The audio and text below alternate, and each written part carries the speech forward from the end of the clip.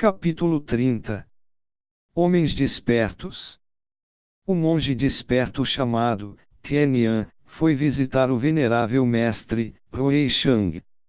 Ao chegar, perguntou muito solenemente a certo asceta ajudante se o mestre real estava em casa. O místico contestou: sim, porém, não recebe visitas. Tianyan disse: o que dás é demasiado profundo e estranho. O anacoreta ajudante replicou: nem sequer os olhos do Buda o podem ver. Então argumentou Tianyan: a fêmea do dragão pariu um dragãozinho e a da fênix pariu uma pequena fênix, e logo se retirou.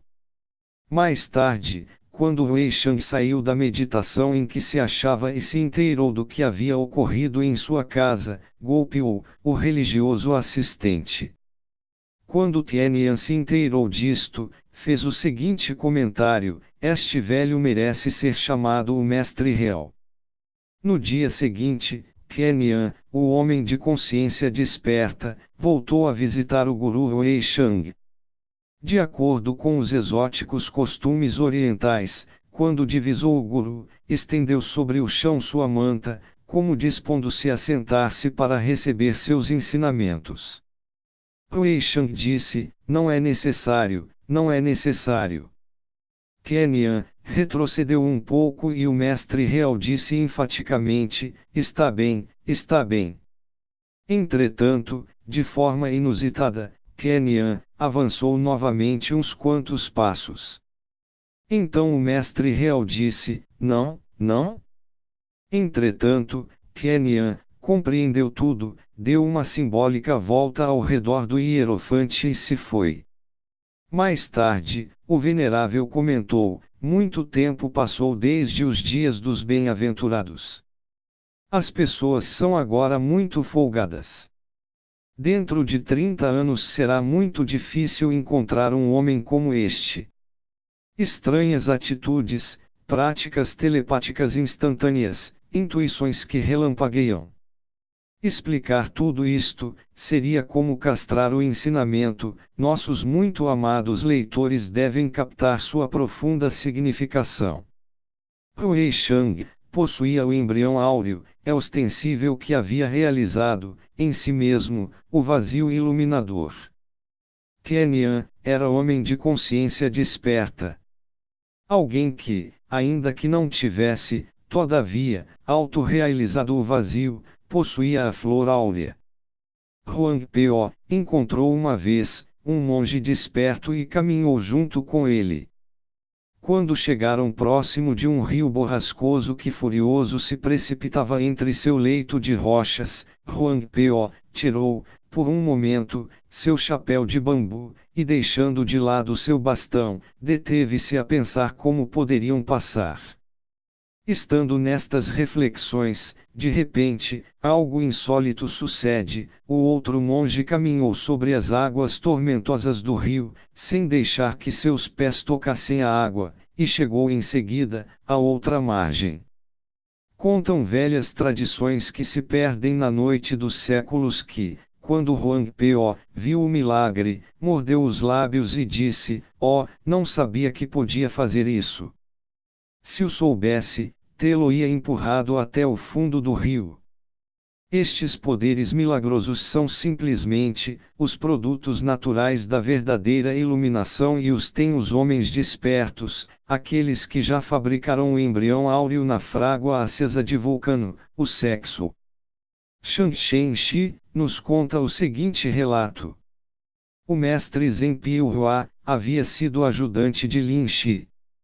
Um dia decidiu que havia chegado o momento de morrer, e então, se dirigiu ao mercado e pediu ao povo que lhe desse por caridade, uma vestimenta. Porém, quando algumas pessoas que ofereceram a vestimenta e outras roupas, ele as recusou e seguiu marchando com o bastão na mão. Quando Lin Shi ouviu isto, persuadiu algumas pessoas que dessem a Piu Hua um ataúde. Assim, ofereceram um ataúde a Piu Hua. Ele sorriu e disse aos doadores: este indivíduo, Lin Shi, é realmente mau e charlatão. Depois aceitou o ataúde e anunciou ao povo: amanhã sairei da cidade pela porta do leste e morrerei em algum rincão dos subúrbios do leste. No dia seguinte, muita gente da cidade, levando o ataúde, escoltou-o até a porta do leste. Porém, subitamente, ele se deteve e exclamou: ó! Não, não! Segundo a geomancia, este dia não é auspicioso. É melhor que morra amanhã, num subúrbio do sul. Assim, no dia seguinte, todos se encaminharam à porta do sul, porém, Piuá mudou outra vez de ideia e disse ao povo que preferia morrer no dia seguinte, no subúrbio do oeste. Muito menos gente foi escoltá-lo no dia seguinte. E novamente, Piuá mudou de ideia, dizendo que adiava sua partida deste mundo um dia mais tarde e que então, morreria num subúrbio do norte. Então, as pessoas se cansaram do assunto, e assim, ninguém o escoltou no dia seguinte.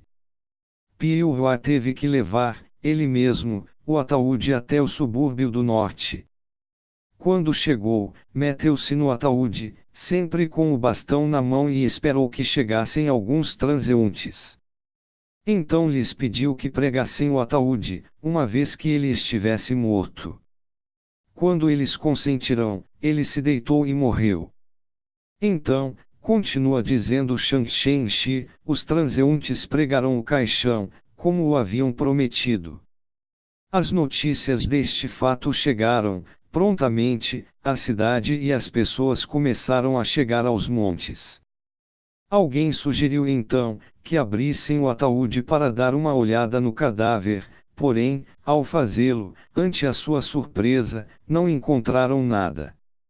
Antes de recobrar-se da surpresa, ouviram do céu, o som familiar das campainhas do bastão que Piuá havia levado toda a sua vida.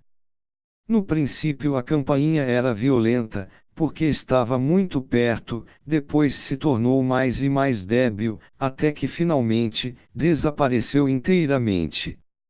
Ninguém soube aonde havia ido Piuá.